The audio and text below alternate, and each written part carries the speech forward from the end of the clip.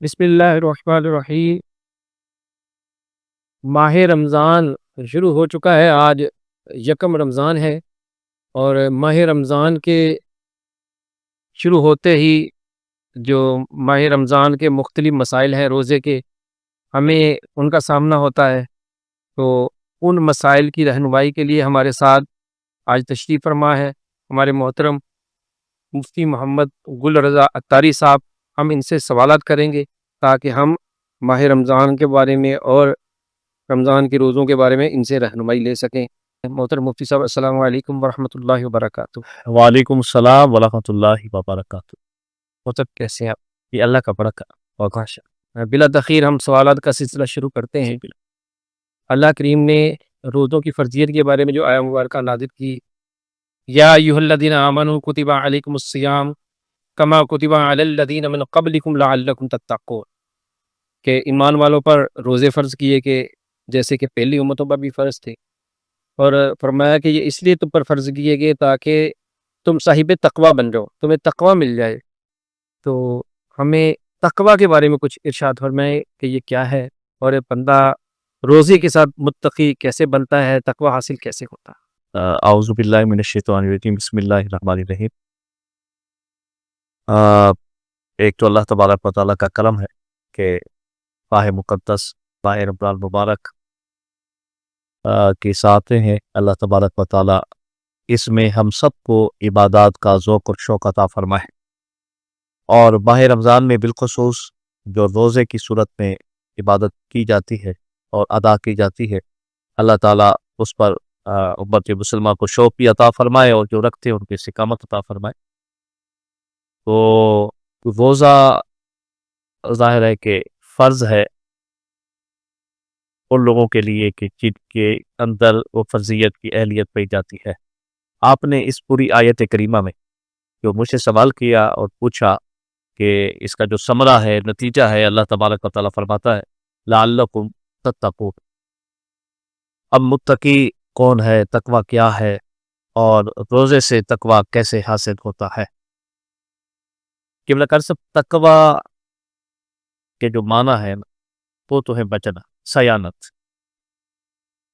اب کس چیز سے بچا جائے؟ تو اصطلاح میں وہ افعال کہ جو اس کے لیے ضرر کا باعث بنے، اس کی آخرت کے حوالے سے ان امور سے بچا جائے، یہ تقوی کہلاتا ہے۔ اب تقوی کو کسی ایک جامع معنی تعریف کر کے سمجھا دیا جائے بغیر کسی تقسیم کے تو یہ قدر مشکل ہے۔ اب تقوی اپنے معنی کے اعتبار سے اور بالخصوص اصطلاحی معنی کے اعتبار سے بڑی ایک جامعیت رکھتا ہے اور بڑی وسعت رکھتا ہے۔ تو علماء کرام نے تقوی کے مفہوم کو سمجھانے کے لیے تقوی کی 3 قسمیں بیان فرمایا۔ ایک عوام کا تقوی ہے، دوسرا خواص کا تقوی ہے، اور تیسرا جو ہے نا اخص الخواص، یہ تقوی ہے۔ اب اس جب تقسیم کو سنتے ہیں، پڑھتے ہیں، تو پھر ہمیں تقوی کا مفہوم واضح ہو جاتا ہے۔ بہرحال یہ تو ذہن میں رہے کہ تقوی کا معنی بچنا ہے اور اپنے آپ کو محفوظ رکھنا ہے اور بچانا ہے۔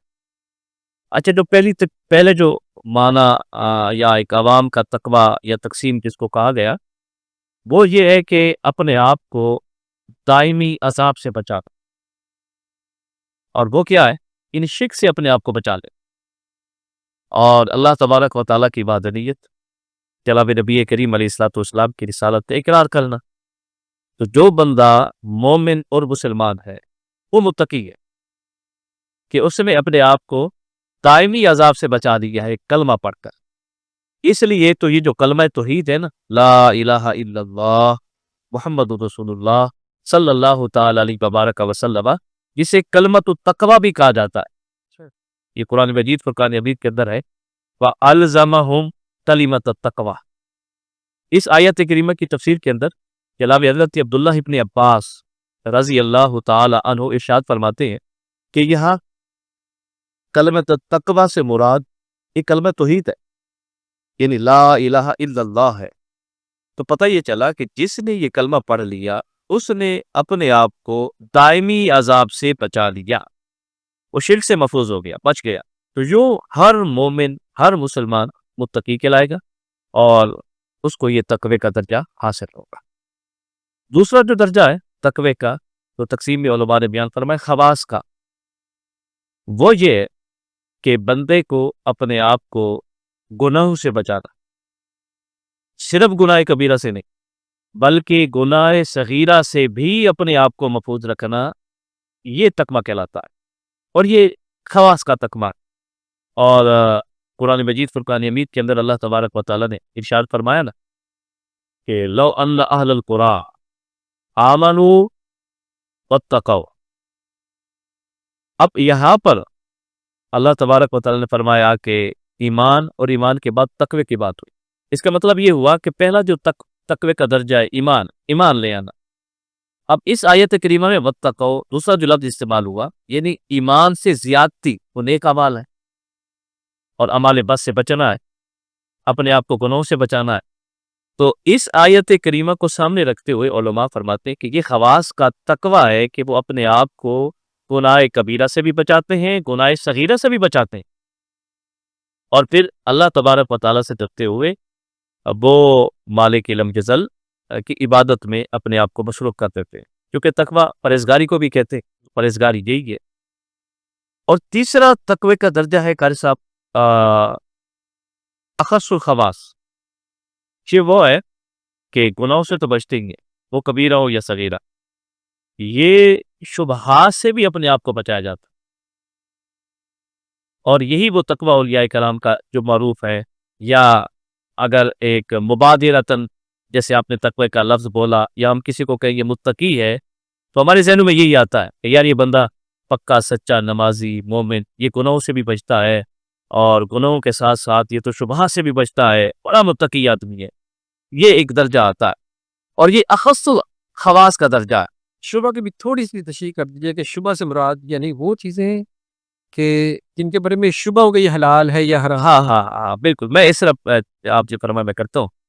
اور یہ جو تقسیم ہے نا، یہ بھی قرآن مجید میں اللہ تعالیٰ فرماتا ہے یا ایھا الذین آمنوا اتقوا اللہ حق تقاتہ، یعنی جس طرح اللہ تبارک و تعالیٰ سے ڈرنے کا حق ہے، تو ڈرنے کا حق یہی ہے کہ اعمال بد کو چھوڑ کر جو شبہات ہیں ان سے بھی بچے۔ اب شبہ کیا ہے؟ جیسے آپ نے فرمایا نا کہ جس میں ڈاؤٹ ہو کہ یہ حلال ہے یا حرام ہے۔ اچھا، ایک تو یہ درجہ شبہ کا۔ دوسرا درجہ یہ ہے کہ حلال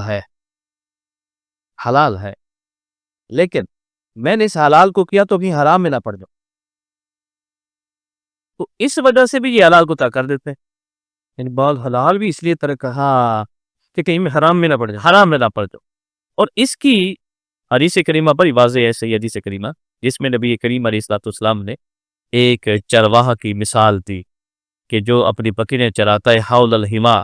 آپ نے ارشاد فرمایا کہ ایک پاڈر ہے، ایک چرواہا کو کہا گیا کہ آپ نے اس کھیت میں چرانا، اس سے آگے والے کھیت میں آپ نہیں جا سکتے۔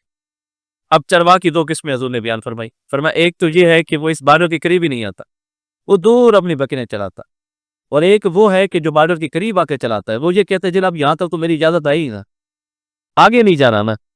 تو حضور نے فرمایا کہ قریب ہے کہ اس کی یہ بکریاں بارڈر کراس کر جائیں، خطرہ ہے نا، شبہ ہے۔ اور دوسرا جو ہے نا، اس شبے سے بھی اپنے آپ کو بچاتا ہے، وہ بارڈر کے قریب بکری کو آنے ہی نہیں دیتا، اپنی سرحد سے دور کھڑا ہوتا ہے۔ تو یہ جو اخص الخواص ہے نا، یہ وہاں کھڑے رہتے ہیں، وہ اس طرف اپنے آپ کو آنے ہی نہیں دیتے کہ کہیں ہم حرام میں نہ پڑتا۔ تو اب تقوی کیا ہے، میں اس کے ذرا ایک اور مثال دے کر ہم اس اپنے سوال کو وائنڈ اپ کریں۔ جناب حضرت عمر بن خطاب رضی اللہ تعالی عنہ نے جناب ابی بن کعب رضی اللہ تعالی عنہ سے سوال کیا۔ اب جناب عمر پوچھ رہے ہیں کہ ابی تقوی کیا ہے، تقوی کیا ہے؟ آپ نے فرمایا اما سلکت طریقا ذا شوک۔ عمر مجھ سے تقوی کے بارے میں پوچھ رہے ہیں، کیا کبھی آپ کانٹے دار راستے پہ نہیں چلے؟ کیا کبھی آپ کا سفر ایسے راستے پہ نہیں ہوا کہ جہاں پہ کانٹے ہوں، جھاڑیاں ہوں؟ کہاں بھلا کیوں نہیں، کئی دفعہ چلا ہوں۔ فرمایا پھر آپ وہاں کیا کرتے؟ تو جناب عمر نے کہا میں وہاں یہ کرتا ہوں کہ اپنے کپڑوں کو سمیٹ لیتا ہوں، جہاں تک ہوتا ہے میں ان کو اوپر بھی کر لیتا ہوں، اور ان کانٹوں سے اپنے کپڑوں کو اور اپنے جسم کو بچا کر وہاں سے نکلتا ہوں۔ تو جناب ابی بن کعب فرماتے ہیں یہ تو تقویٰ ہے کہ بندہ دنیا میں رہے، دنیا میں رہتے ہوئے اپنے آپ کو ان اعمال سے بچا لے جن کو اعمال بد کہا جاتا ہے، جو اللہ اور اللہ کے رسول کو ناراض کرنے والے ہیں، بچا بچا کے جو چلتا ہے نا، یہ متقی ہے اور یہ تقویٰ ہے۔ تو جناب ابی بن کعب رضی اللہ تعالی عنہ نے جناب عمر بن خطاب رضی اللہ تعالی عنہ کے سوال پر ایک دو لائنوں میں ہمیں تقویٰ سمجھا دے کہ یہ تقویٰ۔ سبحان اللہ، آپ نے بھی بڑے مختصر انداز میں ہمیں تقوی کے بہت پیارے مفاہیم اور اس کا وہ سارا کچھ ہمیں سمجھا دیا ہے، الحمدللہ۔ اب روزے سے تقویٰ کیسے حاصل ہو؟ ہاں، یہ جو آپ کا سوال تھا لعلکم تتقون، تو اس میں دیکھیں بندہ اپنے آپ کو ان اعمال سے بچاتا تب ہے کہ جو اللہ اور اللہ کے رسول کو ناراض کریں۔ دو چیزیں ہوتی ہیں، ایک خوف، ایک ان سے محبت۔ اچھا، تو روزہ ایک ایسی عبادت ہے کہ اس کی ساری سے لے کر افطار تک، نہ صرف ساری سے افطار بلکہ رات کے جو معمولات ہیں، تراویح کا ادا کرنا، پڑھنا، دیگر معمولات ہیں، یہ ساری چیزیں بندے کو رب کی یاد کراتی رہتی۔ یعنی بندہ پورے سال میں اتنا رب کو یاد شاید نہیں کرتا ہو یا اتنا رب مستحضر نہ رہتا ہو جتنا کہ اس مہینے میں یہ روزہ رکھ کے ہوتا ہے۔ پانی پہ ہاتھ لگانا چاہتا ہے تو روزے سے ہو، کھانے پہ ہاتھ لگانا چاہتا ہے تو روزے سے ہو، کیا میں کسی کو کوئی گالی دینا چاہتا ہے تو میں روزے سے ہوں، یعنی وہ رب یاد رہتا ہے۔ تو جب ایک تسلسل کے ساتھ روزے کی حالت میں بندے کا رب سے ایک لا اور پروڈکٹ یا ایک تصور جڑا رہتا ہے نا، اور یہی چیز ہی بندے کو متقی بنا دیتی کہ وہ گناہوں سے بچ جاتا ہے۔ تو روزہ یوں سمجھیے کہ تقوی کے لیے ایک ایسا ایک عمل ہے کہ جب وہ اس کی وجہ سے رب یاد رہتا ہے، رب کی محبت بھی، کہ اب اس سے کیسے دیکھیں نا کہ میں بات بڑھ جائے گی، ظاہر ٹائم مختصر ہے، کہ اللہ تبارک و تعالیٰ فرماتا ہے کہ میں فلاں عمل پہ اتنا اجر، فلاں حدیث طیبہ میں ہے نا کہ اتنا اجر ملے گا، 10 ملے گا، 100 ملے گا، 700 ملے گا۔ روزے کے بارے میں فرمایا وَأَنَا أُجْزِئُ بِهِ، الصوم لی، یہ میرے لیے ہے، میں ہی اس کی جزا ہوں۔ سبحان اللہ۔ تو یہ جو جملے ہیں نا، یہی بندے کو متقی بنا دیتے ہیں کہ رب کہتا ہے یہ میرے لیے ہے اور اس کی جزا میں خود ہوں۔ اب میں نے رب کو جب لینا ہے تو پھر مجھے ان چیزوں کو چھوڑنا ہوگا جو رب سے دور کرنے والی ہیں، تو پھر آٹومیٹکلی متقی بن جاتا ہے اور روزے کا ثمرہ پھر تقویٰ اس بات سے ہو جاتا ہے۔ سبحان